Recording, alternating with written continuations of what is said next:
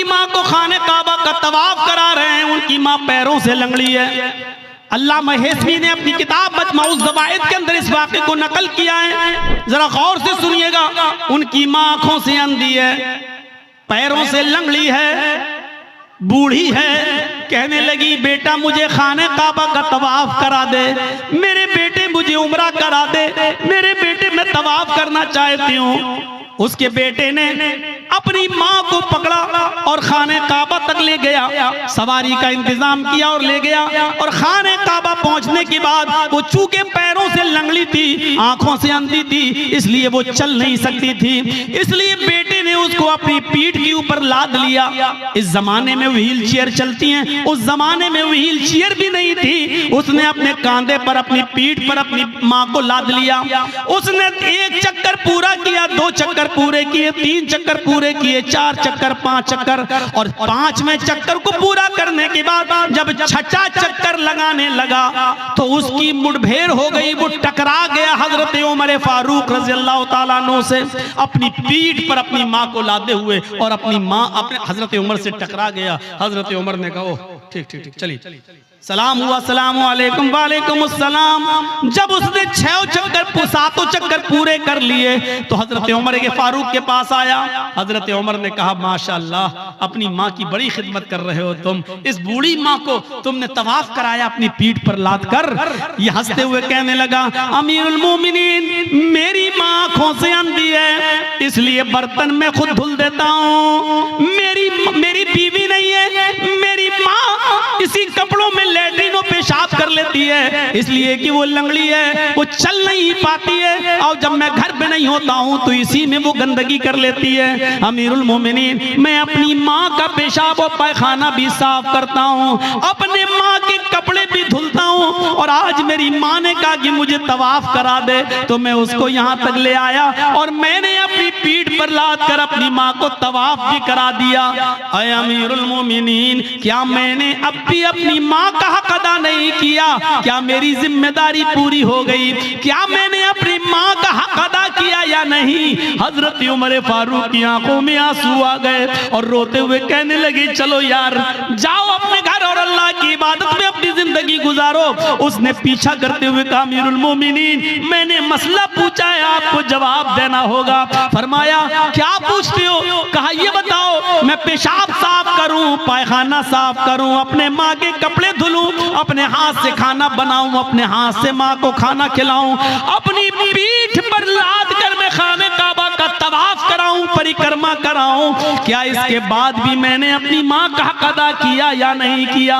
हजरत उमर कहते हैं सुन, जब तुझे तेरी माँ जन रही थी, जब तुझे तेरी माँ पैदा कर रही थी, जब अपने पेट से तुझे बाहर कर रही थी, उसको जो दर्द हो रहा था, जो लीवर पेन हो रहा था, उसको जो दर्द हो रहा था तुझे जनते वक्त, तुझे पैदा करते वक्त, और उस दर्द में जो उसने पहली आह निकाली, जो उसने दर्द में पहली आवाज निकाली, आह, उसने अपनी जबान से जो पहला जुमला अदा किया, आह, जो उसने आह की आवाज निकाली, आए मेरे दोस्त, अभी तो तूने अपनी माँ की पहली आह का भी हक अदा नहीं किया, तू उसकी पूरे जीवन का और पूरी लाइफ का और पूरी जिंदगी का हक अदा क्या करेगा?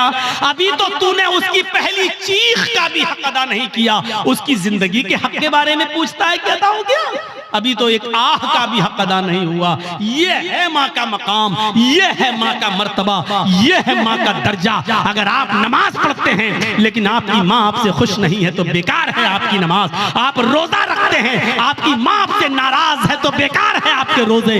आप कितनी भी इबादतें कर लें, कितनी भी अल्लाह की पूजा पाठ कर लें, कितनी भी कुरान की तिलावत कर लें, लेकिन आपके माँ और बाप आपसे नाराज है तो आपकी इबादतें आपके मुंह पे मारी जाएंगी।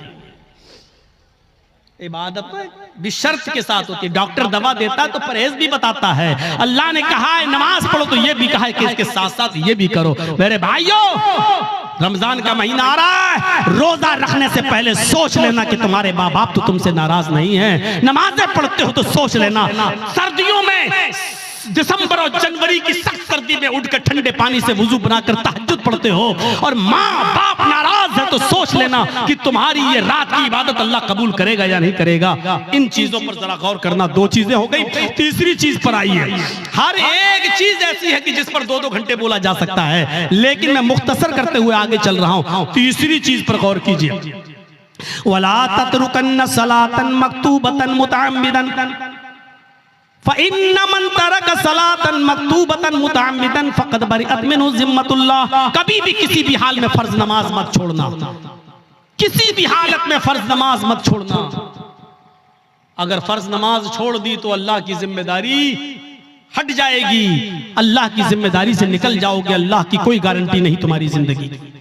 ओफो, क्या जबरदस्त पॉइंट। किसी भी हाल में फर्ज नमाज मत छोड़ना। बाप बीमार है, मस्जिद में अजान हो रही है, अब अजान होगी, उसके 15 मिनट के बाद जमात होगी। बाप मेरा सीरियस है, जल्दी से फोन करो, एम्बुलेंस बुलाओ, या जब तक गाड़ी निकल रही है तब तक वुजू बनाओ और अपने घर में फर्ज ही फर्ज पढ़ लो 4 रकात ज़ोहर, और जल्दी से अपने बाप को लेकर पहुंचो हॉस्पिटल के अंदर। यहाँ सुन्नतें छोड़ दो। क्यों? क्योंकि इस वक्त बाप की हालत दूसरी है, लेकिन फर्ज नमाज तुम्हें इधर भी नहीं छोड़ना है। लिहाजा जल्दी से वुजू बनाओ। अब मस्जिद में मत जाओ, मस्जिद में जाओगे 15 मिनट इंतजार करोगे, फिर इमाम साहब पता नहीं कितनी लंबी नमाज पढ़ाएं। जल्दी से वुजू बनाओ घर पे और 4 रकात ज़ोहर की पढ़ो और छोटी छोटी सूरतें पढ़ लो, इन्ना अतैना कल कौसर, कुल हुवल्लाहु अहद अल्लाहु समद, और जल्दी से सलाम फेरो और अपने बाप को, अपने बेटे को, अपनी बीवी को लेके हॉस्पिटल पहुंचो। हॉस्पिटल में भर्ती कर लो, आईसीयू में भर्ती हो गई है, ठीक है, उधर भी जल्दी से वुजू बनाओ, असर की नमाज पढ़ लो। और अगर देख रहे हो कि बाप ज्यादा सीरियस, माँ ज्यादा सीरियस, तो जल्दी से 4 ज़ोहर पढ़ लो, 4 उसी के साथ असर पढ़ लो और जल्दी से लेके चलो, क्योंकि इस वक्त आपकी कंडीशन दूसरी है, बेटे की कंडीशन दूसरी है मेरे भाइयों।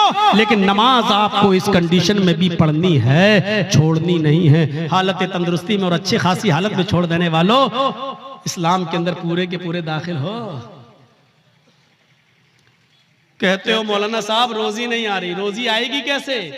रोजी की दुआ तो अल्लाह ने नमाज में बताई है। जब एक सजदा करके उठते हो और दूसरे सजदे में जाते हो तो सजदे, दोनों सजदों के दरमियान बैठकर जो दुआ पढ़ते हो मेरे भाइयों, सबसे अफजल और सबसे अच्छी दुआ तो मुस्लिम शरीफ की हदीस की ये है, रब्बिग़फिरली रब्बिग़फिरली, अल्लाह मेरी मग़फ़िरत फरमा, अल्लाह मेरी मग़फ़िरत फरमा। लेकिन मेरे भाइयों, अबू दाऊद और सुनन नसई की दीगर दूसरी रिवायतों में ये दुआ भी आई है कि बैन सजदतैन, सजदों के दरमियान जो दुआ पढ़ी जाती है वो है अल्लाहुम्मा ग़फ़िरली वरहमनी वहदनी वआफ़िनी वरज़ुक़नी। देखिए सजदे में जो दुआ पढ़ी जा रही है उसमें आप रिज़्क़ भी मांग रहे हैं। अल्लाहुम्मा ग़फ़िरली वरहमनी वहदनी वआफ़िनी वरज़ुक़नी, अल्लाह मुझे रिज़्क़ हलाल दे। आपने ज़ोहर की 10 रकातें पढ़ी, 10 बार आपने कहा वरज़ुक़नी। आपने फजर की 4 रकातें पढ़ी, 2 सुन्नत 2 फर्ज, आपने 4 मरतबा कहा वरज़ुक़नी, अल्लाह मुझे रिज़्क़ हलाल दे। आपने असर की, अगर मस्जिद में पहले पहुंच गए तो 4 सुन्नत और 4 असर फर्ज पढ़ ली तो 8 रकातें पढ़ी, 8 मरतबा आपने कहा वरज़ुक़नी। मगरिब में 5 मरतबा आपने कहा वरज़ुक़नी। इशाम में कम से कम 7 रकातें हैं, 4 फर्ज 2 सुन्नत और 1 वित्र, आपने 7 मरतबा कहा वरज़ुक़नी। गौर करो, जो इतनी बार अल्लाह से रिज़्क़ मांगेगा, रोजी मांगेगा, अल्लाह उसको मायूस करेगा, अल्लाह उसको निराश करेगा, अल्लाह उसको नाउम्मीद लौटाएगा? नहीं। तो आपको रिज़्क़ हलाल मांगने की दुआ अल्लाह ने बताई है और वो है नमाज। नमाज ही नहीं पढ़ोगे, अल्लाह से मांगोगे ही नहीं, तो अल्लाह क्यों देने लगा तुम्हें? और देगा भी तो ऐसे ही देगा। 5000 कमाया, घर पे आए, बेटा बीमार, डॉक्टर ने कह दिया आईसीयू में रखा जाएगा, खर्च करो 50,000। कमाया 10,000, घुस गया 50,000। क्यों? अल्लाह ने कहा वमन आरज़ा अन ज़िक्री फ़इन्न लहू मईशतन ज़ंका, तुम मेरे जिक्र से एराज करोगे हम तुम्हारी रोजी को तंग कर देंगे। जिक्र से एराज करना। आज एक दिल चाहता है कि तुमको एक कीमती बात बता दूं, सुनिए। एराज करना किसे कहते हैं?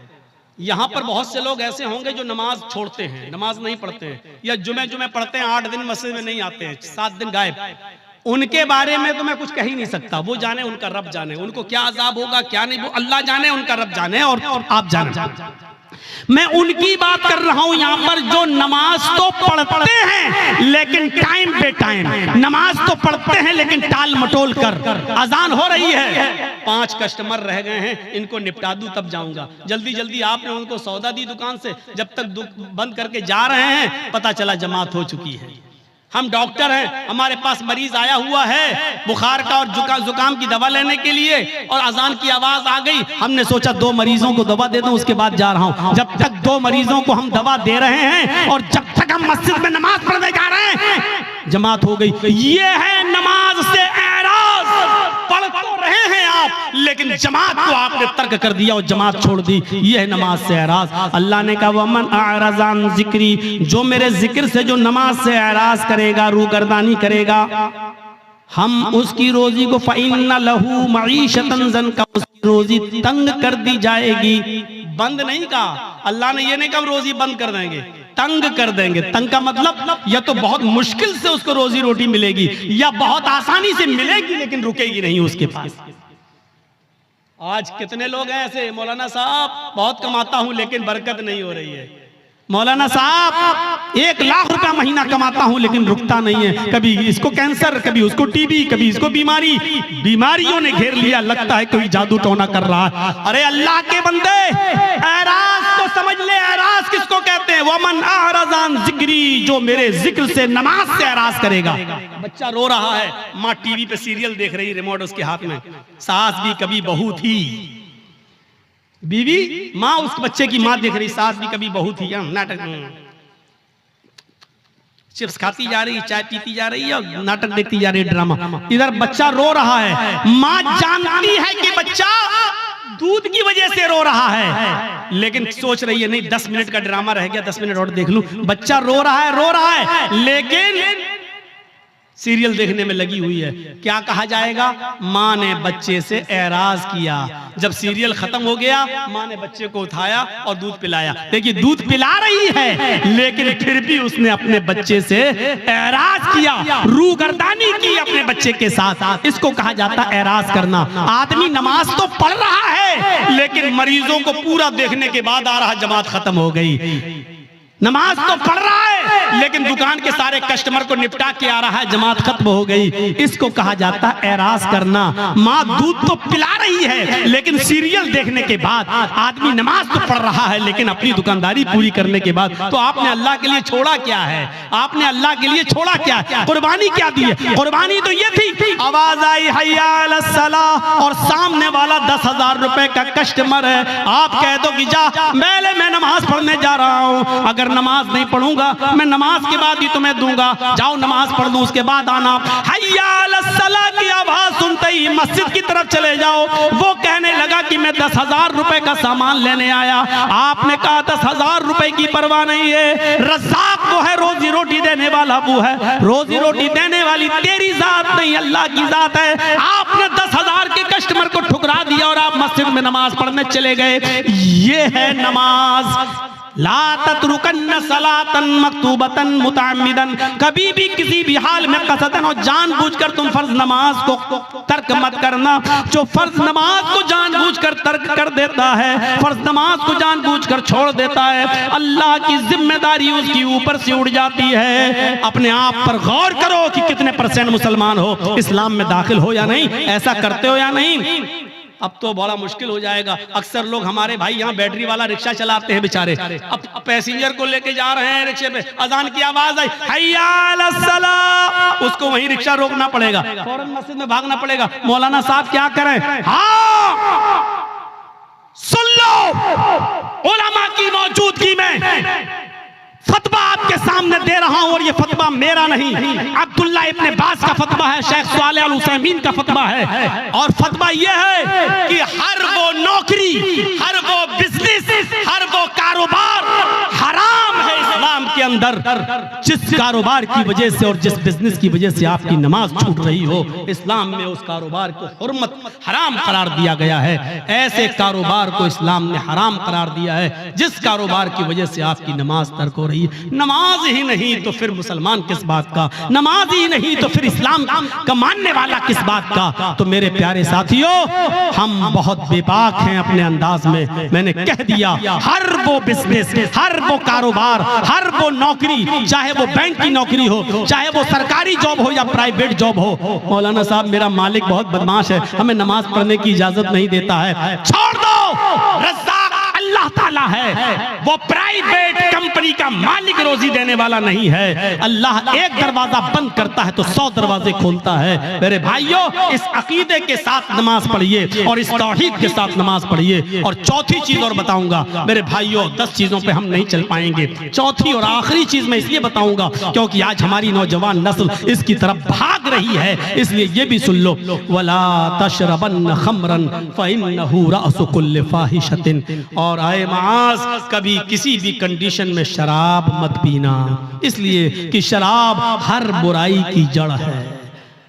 शराब मत पीना वैसे ही हराम हो गई, लेकिन शराब का नुकसान क्या बताया? फ़इन्नहु रासु कुल्लि फ़ाहिशतिन, हर बीमारी, हर बुराई की जड़ है। यानी आप शराब पिएंगे तो कोई भी गुनाह कर सकते हैं। शराब पी के आदमी घर में आया, माँ ने डांटते हुए कहा, अच्छा तू शराब पी के आया कमीने, बेगैरत, शराब पी के आया, हट हट, तेरी माँ का, तेरी अपनी माँ को ही माँ बहन की गाली दे रहा है, अपनी बहन को ही गाली दे रहा है, अपनी बेटी को गाली दे रहा है। इससे बड़ा कमीना और इससे बड़ा रजील इंसान कौन हो सकता है जो शराब के नशे में आकर अपनी माँ को गाली दे, अपने ही बाप को गाली दे, अपनी बहन को और अपनी बेटी को गाली दे, अपने भाई को गाली दे। इससे बड़ा कमीना इंसान और कौन हो सकता है?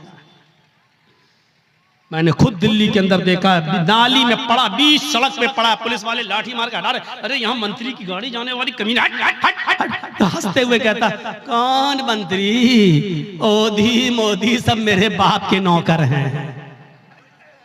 शराब के नशे में पुलिस वाले कहे, कमीने ये तो हमारी ड्यूटी नौकरी हटवाएगा, हट हट हट, उसको डंडे मार रहे। तो कौन गुजर रहा? का मंत्री आ रहे हैं, हट यहाँ से। तो कौन मंत्री, मोदी मोदी सब मेरे बाप के नौकर। शराबी की नजर में कोई किसी की हैसियत नहीं होती, बड़ी से बड़ी शख्सियत भी उसके सामने जीरो होती है। क्यों? क्योंकि उसने जो चीज पी है उसने उसकी अकल को खराब कर दिया, उसकी अकल को ढांप लिया, इसलिए उसकी नजर में बड़ी से बड़ी शख्सियत भी कुछ नहीं होती है। जब शराब हराम नहीं हुई थी, जब शराब हराम नहीं हुई थी तो नबी के चचा हजरत हमजा ने शराब पी ली थी और एक गाना गाने वाली के गाने के जोश में आकर उसने कहा, अला या हमजा लिशुर्फिन नवा, आए हमजा तू तो मोटी ऊंटनियों के लिए है। हजरत अली की ऊंटनी वहीं पर चर रही थी, चारा घास खा रही थी। हजरत हमजा को जोश में चढ़ा दिया कि ये ऊंटनी का कलेजा हमें मिल जाए तो कितना अच्छा।